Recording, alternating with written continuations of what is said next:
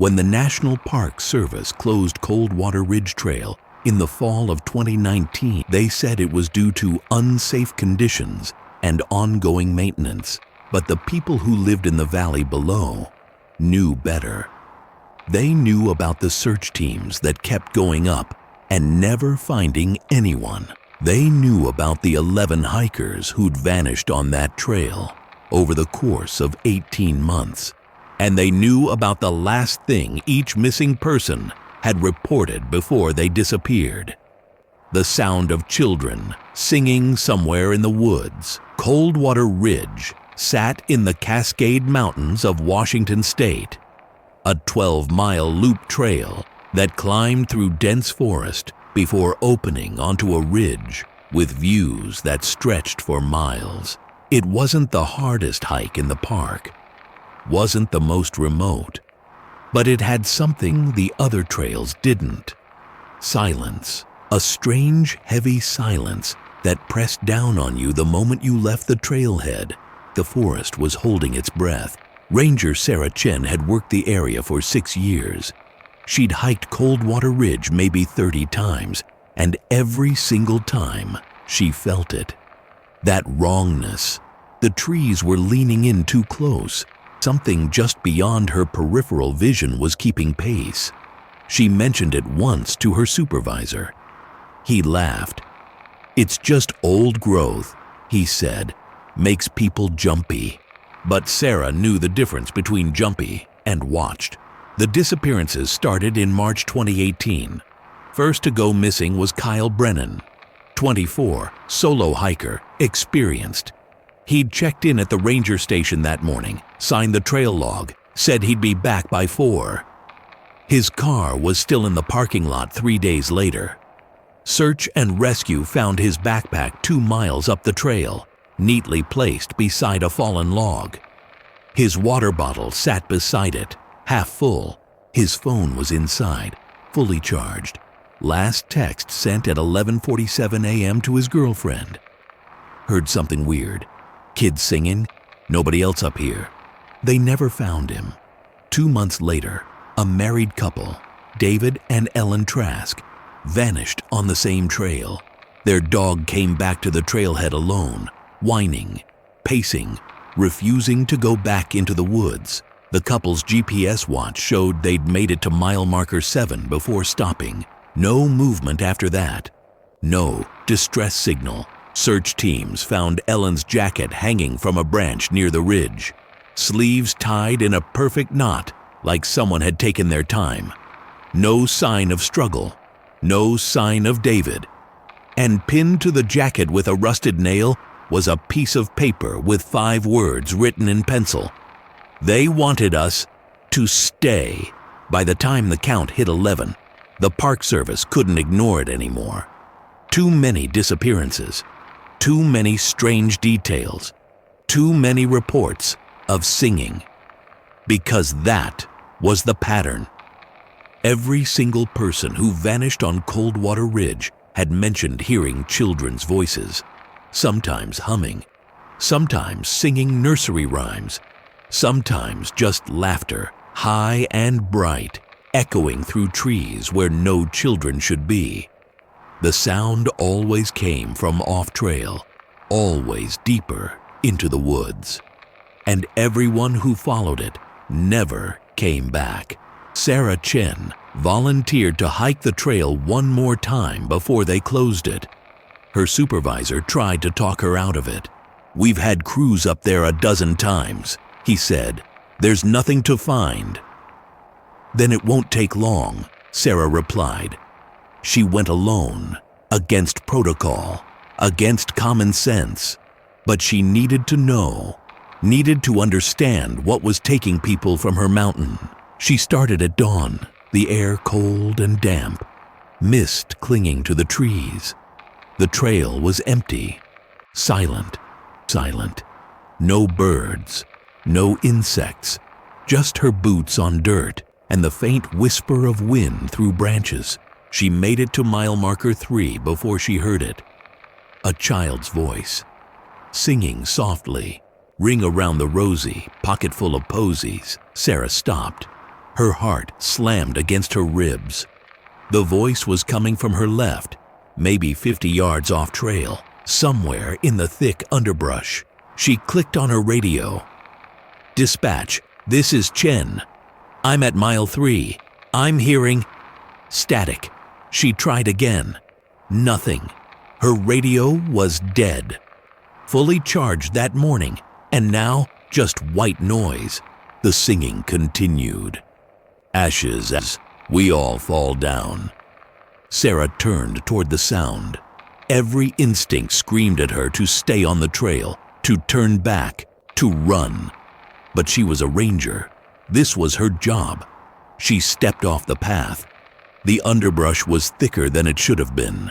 The trees packed tighter, their trunks twisted in ways that didn't look natural.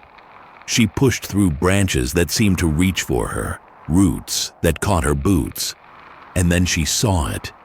A clearing. Small. Circular. The ground was bare dirt. No grass, no leaves. In the center stood a wooden post, old and weathered, about 4 feet tall. Hanging from it were small objects, dozens of them, tied with string, swaying gently despite the lack of wind. Sarah stepped closer. Her stomach turned. They were toys, old ones. A wooden duck, a rag doll with no face, a tin soldier, a jump rope, a cracked porcelain hand, and hanging from the very top, a child's shoe, tiny, leather, the kind you'd see in a museum. The singing had stopped. The woods were silent again. Sarah reached for her phone. No signal. She took a photo anyway, the click of the shutter impossibly loud, and then she heard breathing, not hers, behind her, slow, steady. She turned. Nothing, just trees. But the breathing continued. All around her now, from every direction. She ran. Branches whipped her face, roots grabbed her ankles. She didn't care.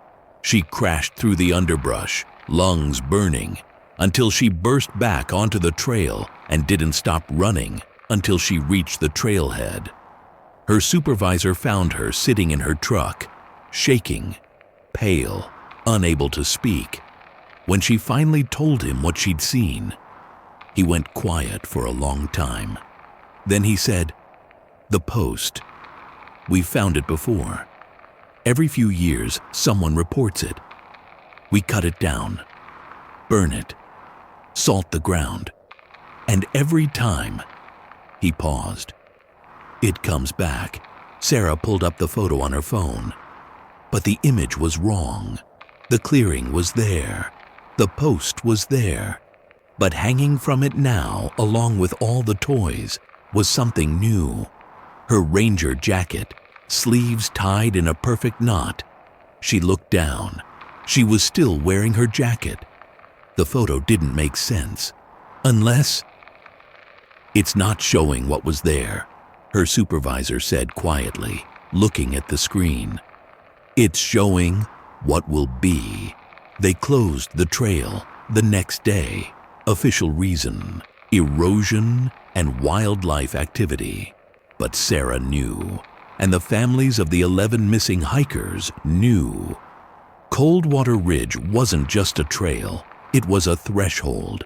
A place where something old and patient waited in the woods, singing songs that should have been forgotten centuries ago. The Park Service brought in consultants, historians, anthropologists. They found records. The ridge had another name once. Before, it was a trail. Before, it was a park. The Salish people who lived in the valley called it the place where children go quiet.